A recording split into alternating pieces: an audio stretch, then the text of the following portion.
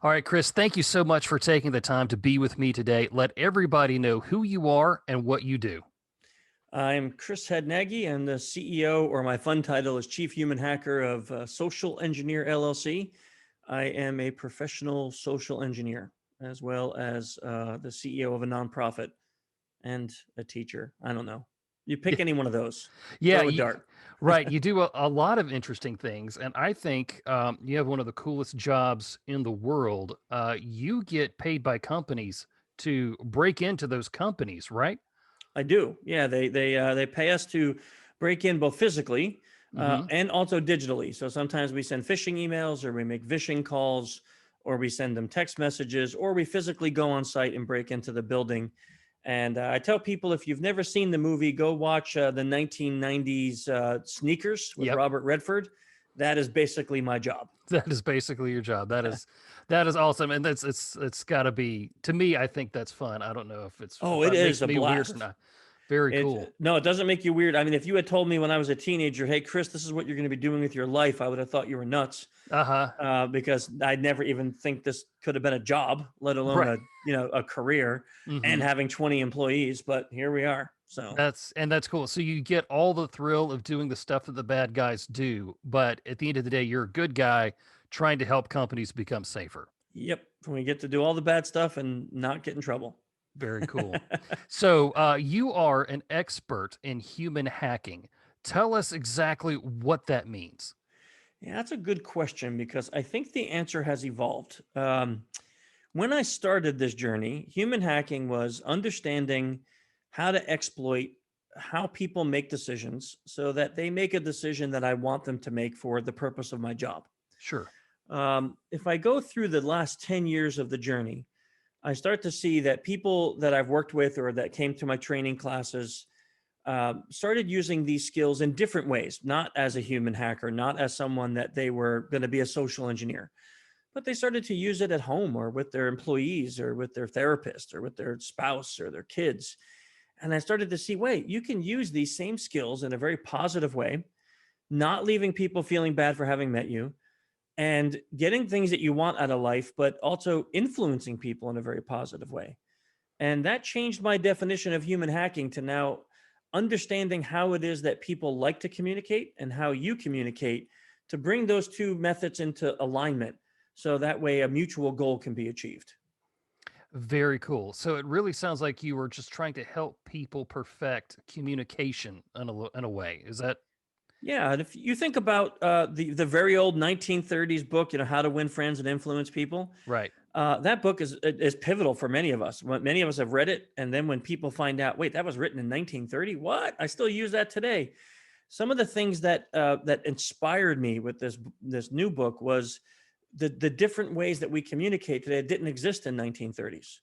The ways that we communicate now digitally, or the way, like even you and I, how we're doing this podcast, we're Right. Yeah. sitting on a digital platform looking at each other through a two-dimensional camera. We're not in person. We can only see our shoulders up. Yeah. We can't see the rest of our body language, right? There's not so many things that are missing from communications, and we have to do it this way. So we have to learn how to communicate with people now in a wholly different method than we've ever done in history as humans before. And applying these techniques to this new form of communication is very important for us to understand. Right. In a lot of your work throughout the years, you have focused on rapport building. Why is that so important, even now, this digital age? Yeah. So I think if we look at, and I don't, I in all of my conversations, I stand politically neutral and neutral on topics and things like that. So this is not a statement about any politics, but if we just look at the last 6 to 10 months and let's say world history, but focus especially on America, people have lost the ability to disagree without being disagreeable. Right. Right. So if you and I believe something different, Hmm. if your political, moral, religious beliefs are different than mine, it's almost like I have to hate you as a person. Yeah. I can't just be like, well, Andy thinks differently than I do, and that's okay. I have to be like, nope, I hate you because you are different than me. And that inability to communicate on the base level is what we call rapport. Just being able to meet a person who I've never met, develop a friendly conversation ability so we can have a good conversation for the next 20, 30, whatever minutes, and part ways feeling better for having met each other. We don't need to be best friends. Maybe we will become, but can't we just be pleasant for the next 30 minutes and get along, even if we are diametrically opposed in beliefs? Hmm. We have lost that ability.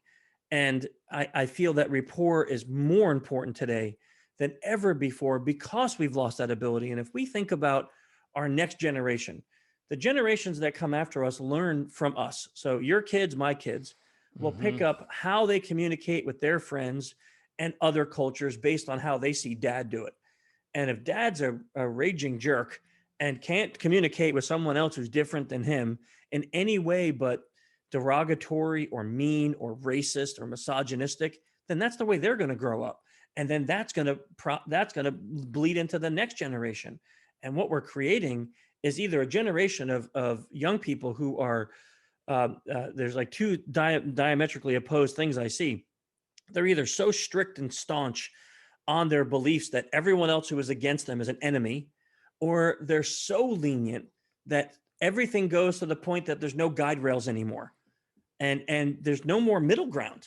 So Hmm. rapport is literally the art of figuring out what is that middle ground and how can we get there together. And knowing how to do that is maybe one of the most invaluable skills we could teach our youth today. Right. And so you bring up such a good point, and I agree with pretty much everything that you said about how it's either one way or the other. We have to hate the other person. There's no more intolerance seems to be the currency now. Do you think as a society we can get back to that middle ground where, building that rapport is going to be something that the average human is going to be able to do? So I do, but I'm not I don't know what the word to use is. I'm not dreamy enough to think that my work or my book can change the world. Here's what I think. If you focus on your family and I focus on and my family can affect the 3 or 4 neighbors that I have here, and my family can affect the friends that my kids have and their families, and then you do the same thing, that maybe eventually that spider web meets in the middle, and maybe then there's a communal change. And maybe that community then changes the community next to ours and next to that. And eventually, maybe we see a change. But I'm not one of those people that wants to grab a picket sign and go say, let's change society, because I think that's unrealistic. Let's focus on me. Let's focus on my kids. And let me not say, hey, this is the teacher's job to teach my children how to be a good communicator. I'm the dad. This is my job to teach my kids this stuff. And if the teachers aren't doing it, then I shouldn't be mad at them. I should say, what can I do to make it better? Because I'm the parent. At the end of the day, schools can end because of a pandemic like they have in this country. And it's still my job to make sure my children know how to be an effective member of society. So I think we can get back there, but can we get back there next month, next week, next year? I don't know. But can I get my family there next month, next week, next year? Yeah, I can do that. Absolutely, man. That's a phenomenal answer. Parenting is sometimes underrated when it comes to helping the next generation, and we got to step up as parents to do that. I know that you have probably a million stories about rapport building. Is there one, and again, this is a family show too. Is there one that you can share with us about how you were able to build rapport with someone and that helped you to accomplish your goal? Yeah, I mean, since the title of your podcast is a secure dad podcast, let's use a parent one. Okay. So I had a situation in my house, and I'm sure every parent's had this. My daughter broke the house rules. She did Mm, something I asked her not to do. She went onto a chat program that I asked her not to be on and got involved in a chat I didn't want her to be on. Nothing horrific, nothing terrible, nothing I had to call law enforcement about. Just something that as a family rule, we said, we don't want you on this chat. There's older boys and girls on there that will have a inappropriate conversation, and you're too young at this age for this. right. So we said, please don't do this. Well, found out through the mom of one of her friends that she was on this chat. Okay, now, as the dad, I have this decision. Let's start off with pretext. My pretext, I have two choices. I can be angry dad, or I can be, I want to understand why you did this, dad. Now, angry dad may get compliance, but angry dad's going to get compliance out of fear of punishment. And I'm like, that's not going to really tell me what happened. So, as much as I wanted to be angry dad because I was irritated that she broke the rules, I said, let me try. I don't understand why you did this, dad. Okay, so now I have that pretext in mind. So, how am I going to build rapport? Because I know, and as probably you know with your kids, if I say to my daughter, hey, honey, can you come here? I got to talk to you about something. Right away, she knows she's in trouble. There Right. is no way to word that that allows me to Yeah. soften that into it. Yeah. Even if I go, hey, you're not in trouble. I need to talk to you. She's still in trouble in her head, right? Right. Yeah. So I figured I have to now do my planning, right? And this is part of human hacking. So I planned, I said, well, one thing that we do as a family every night is we eat dinner together as a family. We eat at the table and we have conversation. Now, I was not willing to make that moment the moment for this conversation because I never want them to identify dinner with potential discipline, right? Mm. So that wasn't a thing. But could I do it right after? Because usually we're all laughing and having a good time right after dinner. So, okay, now I have my plan. I'm going to wait for dinner conversation. Things are going to be good. Then, when we're all cleaning up together, because in our house, we all assist in the cleaning. So now we're in the kitchen cleaning up. And now I'm with my daughter and I can say, hey, I have a question, bam, and present it when she's in a better mood. And if I don't do it accusatory, my pretext will be fulfilled. Now, here's the hard part.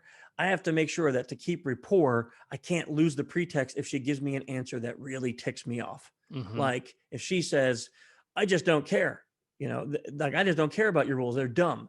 I can't go fly off the handle, angry dad. I have to be like, okay, punishment will have to happen, but I'm going to have to wait for my pretext to be fulfilled and then come back to the punishment later. So I have to commit to my pretext. So this is how I do it, right? Dinner, we're putting dishes away, putting food away, we're washing. Say, hey, I got a quick question that, so and so's mom told me that the other day she walked in and she saw you and so on this chat. And, I thought that I made it really clear, and maybe I didn't. So maybe there's some confusion that I really didn't want you on that chat because of some of the older people that are there. So can you help me understand how you ended up on that chat with your friend and those older boys and girls? And deer in headlights. Hmm. Now, because there was no accusatory tone, I didn't pause and turn and stare at her. I kept washing dishes, putting food away. I'm looking, I'm just like, it's a conversation. We went from laughing to explain this. She went, well, a bunch of my friends were going in there and I told them I couldn't and they made fun of me and I just didn't want to get made fun of. So I went. Right. And I went, peer pressure. I said, yeah, that kind of stinks. I said, that's happened to me a few times. I said, so, okay, so you allowed peer pressure to break the rules. So if you were in my shoes, what do you think I should do now? Because, you kind of broke the rules. And she's like, you should probably ground me. And I'm like, okay, well, if I do that though, like what kind of grounding? And she's like, you should take my phone away for a month. And I'm like, oof, you're Hmm. strict. A Hmm. month. I'm like, that's too much. I said, I don't think as a dad I can do that. I said, this is one little oversight. I said, why don't we just say tonight, when you go to bed, we're going to turn the phone off and I'm going to put it out in the kitchen. And, you can think about that tonight instead of chatting with your friends. And then maybe this won't happen again. And bam, we get compliance because we're able to, again, stick to the rapport, stick to the pretext, apply the principles of human hacking and communicate in an open way. Now, does it work that way for everything? No. Guarantee not. I've Right. had many conversations that went the opposite direction where she's like, I don't care. I don't want to talk to you about it. You're a jerk. I hate you, and you have to approach it a different way. But Yeah. I find that by approaching it in this way, we get more compliance often than we do not. That's good. And you talked about with your daughter, what do you think, your punishment should be? And I read in a parenting book, try to, fish the idea out there to your kid about what do you think your punishment should be? And they usually come out with something like really, really Yeah. harsh, Yeah. like your daughter did. I asked my son one time, because he had done something, I don't even remember what it was. And he was like, I shouldn't be able to watch TV ever again. And I'm like, dude, Yeah. Yeah. what what do you think wow, Yeah. okay, Yeah. This is not capital offense here. Right, We yeah, do not so need to line you up at the firing squad. right, you don't have to live outside, okay? Right, right. Right? You It's get to kinda eat more than bread and water today. It's fine. right, and so it's just kind of funny to see what punishment is through your Yeah. kids' eyes, and I'm really glad you brought that up. You know, in your book, you brought up something, about using human hacking at home, being a parent. Your son was having some issues with Yeah. not wanting to eat breakfast. Yeah. And I think everybody listening to this podcast has had this problem before. Your kid doesn't want to eat or doesn't want to eat what they're supposed to. So what did you do to motivate your son to start eating breakfast again? Yeah, so for me it was funny because my first deal was, well, he doesn't want to eat. Like, I don't eat breakfast, so I'm like, let him go. But Right. then a couple weeks go by and it's affecting his grades. His teacher's writing that he's grouchy, he's tired, he's falling asleep at his desk during the first morning session. And we're like, Colin, what's going on? And he's like, oh man, I just get to school and I'm hungry. And I'm like, then why don't you eat breakfast? No, I don't want to eat breakfast before I go. And it was weeks of going back and forth. And I did try the bad parent thing where it's like, you're going to eat. And I would be Mhm. like, I'm going down, I'm making you something to eat, and you're coming down. And he would just delay and delay and Yeah. delay. Yeah. And then eventually he would come down, the bus is there. And I'm like, well, you can't miss the bus, go. Right. And he Mhm. would just time it. So he never got to eat. Eventually it hit me. This wasn't about eating because he was hungry. This was about control. Mm. So I Okay. said, okay, if this is all it is about control, let me see if I can prove this point. So I said to him one night before bed, we're tucking him in and doing our evening thing. And I said, hey, Colin, tomorrow I got a question for breakfast. Would you rather have eggs, oatmeal, or cereal? And if you can choose whichever one, you can have it made any way you want, custom for you. And he's like, I want oatmeal with brown sugar and milk. And I'm like, great, done.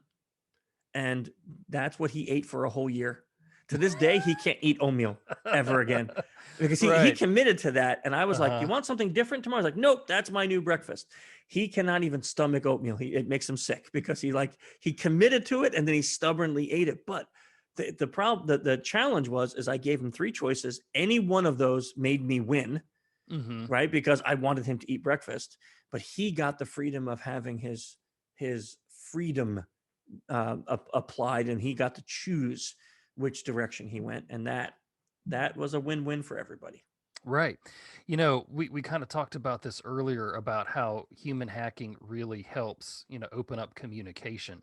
So for the parents who are listening here, what sort of advice do you give them about opening up better communication in the home? There's a few things as parents that we've all done. I've done it myself. We try to apply our youthful experiences and saying, I understand what you're going through. Now, let's just say that, let's use something non-terrible. Our Okay. daughter has her first breakup. Our Mhm. son has his first breakup and they're heartbroken. And we all probably went through a breakup also where our heart felt Sure. like it was going Yeah. to fall out of our chest. It's still not fair to say, I know how you feel, because every person's emotional state and relationship is different. And I learned this recently, listening to a talk about how to help people through grief that lost people through COVID, Mhm. that people are saying, oh, I lost my mom too. I get it. I know what you're going through. You don't, because maybe my relationship with my mom was garbage and I don't really care. And that's terrible, right? But maybe Right. that's the Yeah. case. And Yeah. yours, you were so close that she was your best friend and you're grief stricken over it. So by me saying, I know what you're going through, I don't. And it's almost rude and it's insulting to say that, just they will, time will heal it. It's not cool. So one of the things we do as parents is we try to say, I remember when I was your age. Here's what I did. It doesn't always apply, Mhm. right? We got to get out of that mentality that that's going to somehow fix communication. Second is, as parents, we feel that the more talking we do, the better it is. But Mm. really, we should be doing more active listening. And active listening means the use of how, why, and when questions. So asking questions that allow the child to open up and confirming, and this will take time. I'm telling you this, I have a 16-year-old and a 28-year-old, and this takes time, is you have to reconfirm constantly that the answers that they give you will not be judged. Okay. Because if you give a how, why, when question and they give you something completely off the wall and they feel that you're going to freak out, what the heck? It's the dumbest thing I've ever heard. Goodbye. They're never going to tell you. They're never going to talk to you about it again. Right. Right. Now, and it may be, and they may say something terrible. So what my rule of thumb is, my wife and I, if we got to talk to, let's say, my daughter about something and she says something completely off the wall, we go to our room, we punch a pillow, we yell, we get mad, and then when we come back out, we are calm, because showing that level of emotion with her is going to reconfirm that her feelings are wrong or bad or negative. and kids are dealing with a lot more than we were. I remember the first time seeing drugs in school. Hmm. And I also remember never having been offered pot or sex in eighth grade or ninth grade. And now we got kids that are in seventh and eighth grade being offered joints. We got kids dealing with sex ed classes and potential sexual assault in class Hmm. in schools, in public schools in big cities at ages of 11, 12, 13, 14.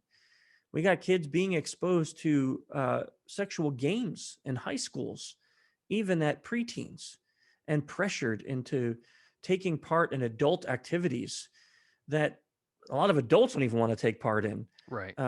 And that pressure that is on our children today is unbelievable. Now, you add into that they're being asked to make decisions about their future careers, their schooling, where to get a job, how to deal with parents who may be unemployed and divorced, how to deal with gender identity, how to deal with depression and anxiety. I mean, holy mackerel! That's a dump truck full of unbelievable problems that are dumped on a body that has not yet developed the maturity, both physically and psychologically, to handle even a couple of those problems. If we can become the advocate for our children as opposed to the judgment or judger of our children, we can see such a different relationship and with them. And that's fantastic. And I tell people on my podcast all the time, the rules for life have changed Yeah. from our generation to their generation. Yeah. Whereas before, the big deal in like the 80s might have been whether or not you got to have a phone in your room. Yeah. And now you're like, oh, well, I don't see any problem with getting, my 12-year-old an iPhone because I had a phone in my room at 12 and it's completely Yeah. That's a different. computer. Yes. That's the whole Nobody, internet in their room at 12. yeah, nobody understands that this is a gateway to all Mm. of the good and all of the bad stuff in the world that you just handed a 12-year-old and that said, go play in your room, Yeah. So, man, I appreciate your perspective on that. So, as we wrap up here, I did have one interesting listener submitted question that I wanted to give some airtime to. And once I read this question, it's not a question I would have had, but now I need to know the answer to it. So here's what it is. What's your professional opinion on securing your identity against emerging artificial intelligence technologies that incorporate biometrics? Meaning, if your thumbprint or retina scan is compromised, how do you maintain your innocence or reverse ID theft? Yeah. So the sad part is I'm not going to have a great answer for this listener. Mhm. We're still at the very beginning stages of biometrics, right? So let's think about deep fakes. Mhm. Deep fakes have taken the internet by storm. I mean, there was a crime in France that lasted 4 years, and they stole millions of dollars from the French people by making a 3D printed mask of a high official in France, and then giving public speeches and collecting funds for a Syrian refugee camp, and millions of dollars lost. Yeah. So many celebrities have been hurt by fake nude videos or sex tapes of Mhm. their using deepfakes, and it's hurt celebrities and their careers because they look so real. It's no longer like, wow, I can tell that that's a different head on that neck. Yeah. Yeah. They're so good. Now they even did one as just a sample where I think they had someone. It was done on research, and they never released how to because it was so damaging. Mhm. But like President Obama deep fake, and he's giving a speech. And think about that, someone who could Right. now be a world leader announcing war against another nation. Okay, now all of that is the fear inspiring stuff. Now let's bring it down to just the average you and me. Mhm. Right now, we're not using biometrics outside of our phones for identity security, right? Right. So you don't log into your credit card account through a fingerprint or Face ID. The fear with that is that they're trying to move in that direction, but think of the two choices. Either you have a centralized database of that information, so that way you can use that same fingerprint or face print everywhere to purchase, buy, or you have decentralized databases that allow for each vendor to hold their own secure databases. Now, both of them have pros and cons. The centralized database means there's one point of failure. So Hmm. if a nation state hacks that one centralized database, everybody is up the creek, Sure. kind of like what happened with Equifax or something Yeah. terrible like Yeah. that. If you have decentralized databases, that means that every time I sign up for a new service or a new website or a new credit card or a new something, I have to re-put my fingerprint, re-put my face scan. And then let's look at just how that worked for our phones. You have Yeah. an iPhone and an Android. And, at one point, iPhone's facial recognition stunk. It was horrible. You could unlock your phone with a picture where Yeah. Androids excelled. Then iPhone's facial recognition got phenomenal. Like even in the dark, it can take you, and with a mask, you will not get your phone unlocked, right? It like you have to, it got that good. Whereas their fingerprint technology, not so great now, but Android's fingerprint technology got good. Well, like if you have decentralized databases, that means you're relying on the particular company and trusting them to make sure that they're using the most up-to-date tech to do the thing. And that's the scary part. Because what if they choose to say, we need this out next week, so just cut this corner? And I that's why it's not a good answer. Right. I don't know how you protect yourself from that, because again, it comes to like a social security number. If somebody steals that from you, the ramifications are you can spend years fixing it, getting your credit repaired, fighting the credit bureaus to prove that it wasn't you, or you can request a brand new SSN from the IRS. Hmm. And if they grant you a brand new SSN, everything that you've had tied to that, your health insurance, your bank records, has to be replaced. Your driver's license, your passport, all of that has to be replaced. So if you go that route, you have to replace everything in your life. If you don't, then you spend 5, 6, 7 years fixing the problem from what an identity thief did to you. Hmm. Or you live with bad credit. There's your three choices. Right. So, there's no great answer right now. And that's a scary part, I think, for people, is that because there's no great answer, there's nowhere to look to say, when this starts happening, how are we going to deal with it? Yeah. So definitely something to keep an eye on then. Yeah. It was funny. A buddy of mine was texting me today because he knew I was going to be talking to you, and he's like, hey, don't screw it up. This is a big interview, and I was like, hey, man, as long as Chris doesn't elicit my social security number from me during the interview, I'll be doing good. It's okay. I already got it. It's No. fine. No. That's cool. All right, so Chris, I know everybody is going to want to know more about you and what you're doing, and all about your books. So tell everybody where they can find you. Thank you. So on the new book, the human hacking book, they can go to humanhackingbook.com. That's a great site to start off with. There's some resources there about the book and things like that. My Twitter is human hacker, so you can follow me there. I post things a lot on that site. I have a podcast like yours and a newsletter that goes out from social-engineer.org. And we have the Human Hacking Conference coming up, which is humanhackingconference.com. And then the last thing I'll plug is we have a nonprofit that I started 4 years ago, which is geared towards helping parents keep their kids safe online from predators. It's called the Innocent Lives Foundation. We use people in our industry that work closely with law enforcement to track and trace people who create child pornography and who traffic children. So you can find out information there at it's innocentlivesfoundation.org. We're a 501c3, so we're a nonprofit, and we have 50 volunteers now and 5 full-time employees, and we just finished our 327th case, I think. So there's some information on there for parents on how to monitor your kids, how to talk to your kids about these things, but then also direct interaction so we can help close cases that children may be in danger. Yeah, man, and that is awesome. I appreciate what you're doing through that group because my folks and myself, we are very much wanting to bring human trafficking to the light so that everybody understands what it is and how to better protect themselves. So, absolutely, I recommend everybody go check that out from you, Thank you. Chris. Thank you, man. I appreciate your time. You have a good day. You too.